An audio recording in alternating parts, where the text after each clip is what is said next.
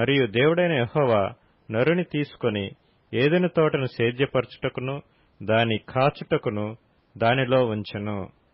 మరియు దేవుడైన యెహోవా ఈ తోటలోనున్న ప్రతి వృక్ష ఫలములను నీవు నిరభ్యంతరముగా తినవచ్చును, అయితే మంచి చెడ్డల తెలివినిచ్చు వృక్ష ఫలములను తినకూడదు. నీవు వాటిని తిను దినమున నిశ్చయముగా చచ్చెదవని నరునికి ఆజ్ఞాపించెను. మరియు దేవుడైన యెహోవా నరుడు ఒంటరిగా నుండుట మంచిది కాదు, వానికి సాటియైన సహాయమును వాని కొరకు చేయుదుననుకొనెను. దేవుడైన యెహోవా ప్రతి భూజంతువును ప్రతి ఆకాశ పక్షిని నేల నుండి నిర్మించి ఆదాము వాటికి ఏ పేరు పెట్టునో చూచుటకు అతని యొద్దకు వాటిని రప్పించెను. జీవము గల ప్రతి దానికి ఆదాము ఏ పేరు పెట్టెనో ఆ పేరు దానికి కలిగెను.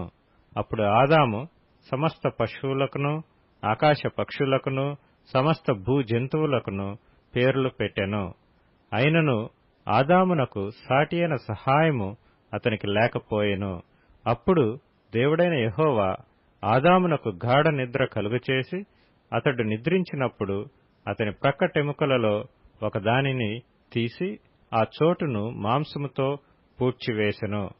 తరువాత దేవుడైన యెహోవా తాను ఆదాము నుండి తీసిన ప్రక్కటెముకను స్త్రీనిగా నిర్మించి ఆమెను ఆదామునొద్దకు తీసుకొని వచ్చెను.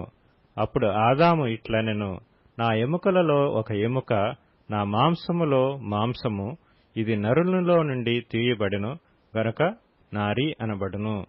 కాబట్టి పురుషుడు తన తండ్రిని తన తల్లిని విడిచి తన భార్యను హత్తుకొనును, వారు ఏక శరీరమై యుందురు.